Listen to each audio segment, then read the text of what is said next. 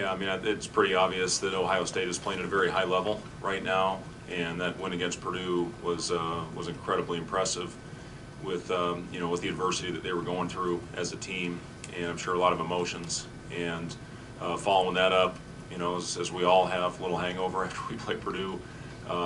Minnesota obviously played a great game at home as they usually do, and then an unbelievable win on the road against a very difficult to play Michigan State team in the Breslin Center, and just finding a way to stay in that game and make play after play after play in the last 10 minutes. So I've been really impressed with what they're doing, with how hard they're playing, and they've had two of their better wins of the season.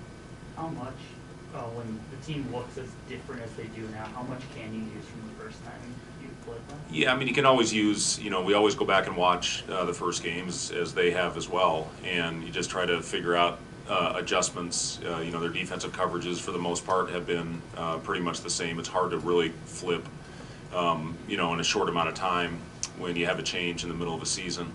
And it's a team that is playing a lot of guys right now. They're young guys, they're getting a lot of minutes, and they're taking advantage of it, and they're playing very well. Listen, I think the absolute world of Chris Holtmann. He's a good friend.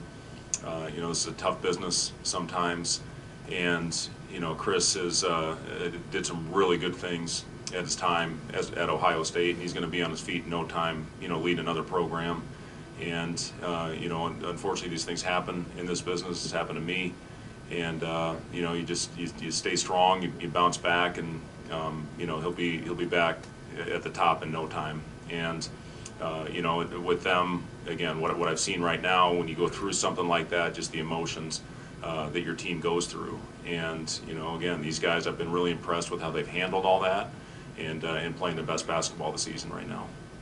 Rink with Ohio State up 34 in the first meeting. The last couple of games, his shooting has struggled a little bit. I guess you notice anything with him, and how do you get him back to being more of a scoring threat? Yeah, I mean, Rink's going to be fine. He's shooting the ball very well in practice, and we've struggled shooting the ball as a group for these last couple of games, and I'm confident we'll get it going again. The thing that I've been really pleased with our team, since February 1st, we've had the #1 defense in the country. I think second is Houston.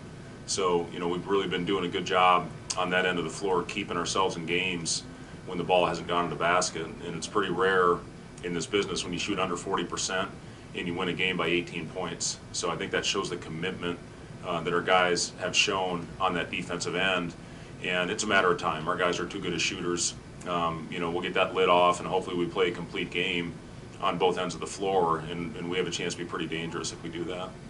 Juwan Gary's been playing pretty solid as of late, especially coming off of that injury. Just what can you say to his contributions this season and just working back? Yeah, I love Juwan.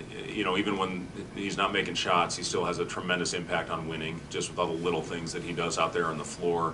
And it's great to see his shot going in. He's worked incredibly hard. When he had his shoulder injury last year, that's really all he was able to do, with the left shoulder injury, to work on his form with that right hand, and it's paying off. His balance is better. I think you see a more consistent release point with his shot. He was really on point. I thought his body position was absolutely phenomenal in the last game when he hit those shots and went for a career high.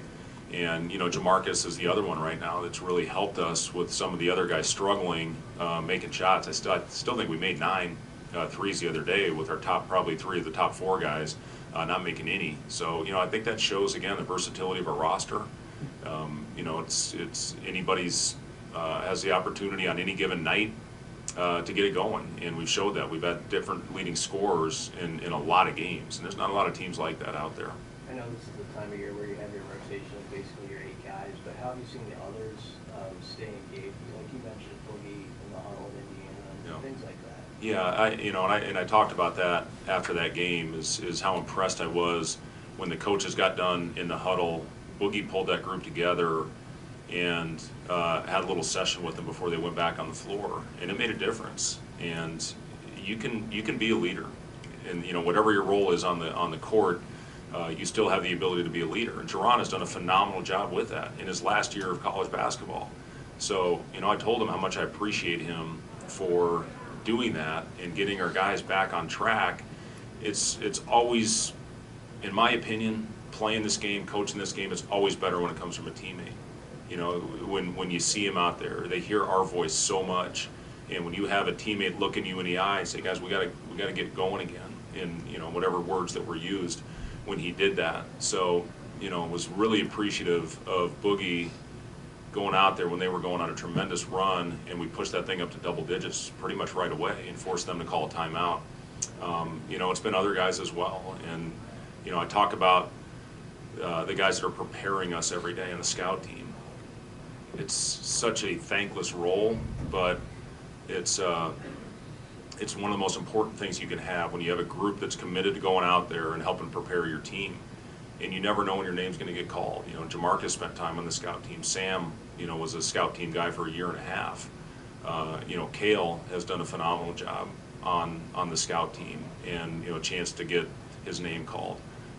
Aaron is preparing himself for next year when he becomes eligible again. So, you know, it's Matar has spent time over there. So it's just, you know, everybody has a role in the team, and if you buy into it and you accept it, you have a chance in this business, and our guys have been phenomenal with their role acceptance pretty much all season. Fred, what's the team's energy been like this week and even the last couple of weeks with the situation you're in right now being at 20 wins?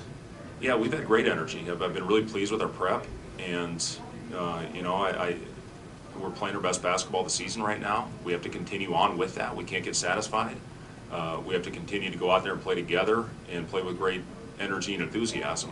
And if we do that, we're going to have a chance every time we step on the floor. If we take our foot off the gas, if we slow down, if we exhale, you know, it can go the other way. But I've been really pleased with, you know, it starts with leadership. It starts with the older seniors, getting your guys to come in every day and understand the importance of the prep work. And that's what our guys have been really bought in. When you look at our defensive numbers and how they've improved the last month to 6 weeks of the season, a lot of that has to do with just how professional they've been, coming in every day, ready to go, understanding the game plan, following, having scout discipline, all those things that it takes to stay in the game when the ball's not falling, and that's what I've been really impressed with this group. How much have you seen this team's confidence in their ability and their roles grow this season, and how is that going to continue to be part of your success? Yeah, it's one of the most important things you have is you know, the guys buying in to, you know, the role that's given to them, and I've seen it pretty much from the start. You know, there's roles that you get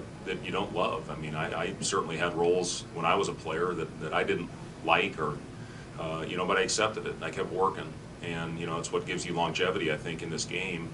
And you know, we've got a lot of guys that I think will play this game for a long time beyond their years at Nebraska. So you know, to build those habits right now is important, and again, I give our guys a lot of credit for handling and accepting the roles that have been given. You mentioned Aaron. How good a teammate has he been, and maybe even useful to the other guys trying to pick up some of the point guard tendencies or traits?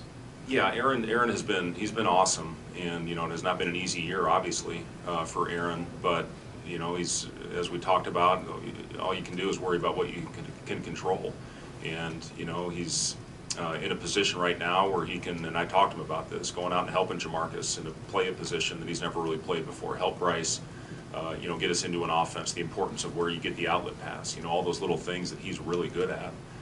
You know, defending at this level in this league, which he's done for 3 years, and you know, I've been really, really happy with how Aaron has handled this whole situation, and we're all excited to get him back on the floor next year.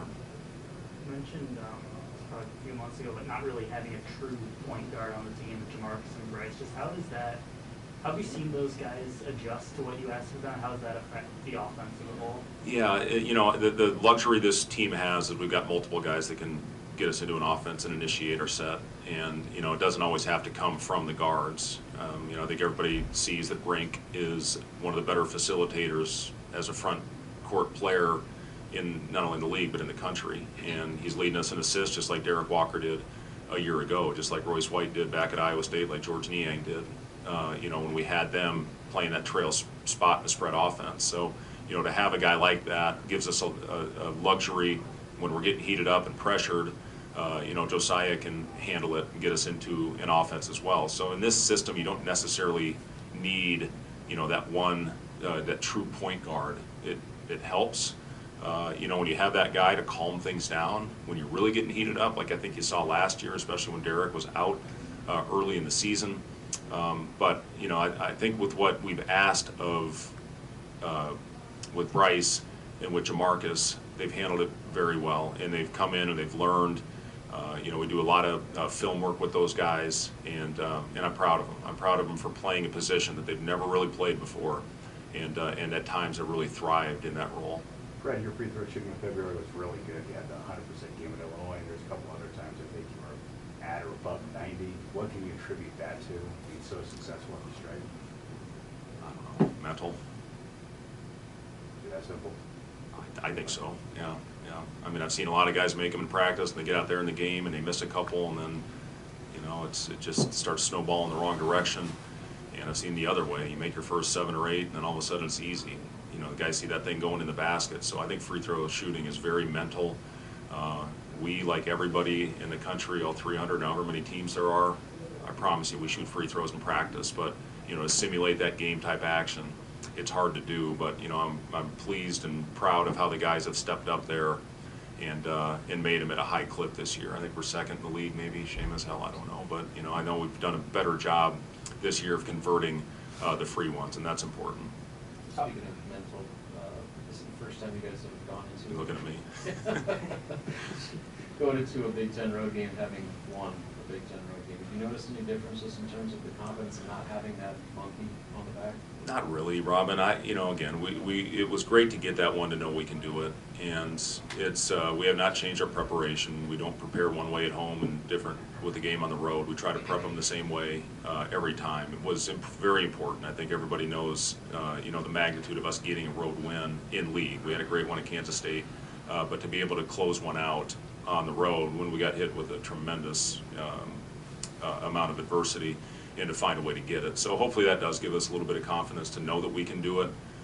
You know, we're trying to prep the same way, and hopefully just go out and continue to play well. It's the good thing about, you know, these last 4 that we won by double digits.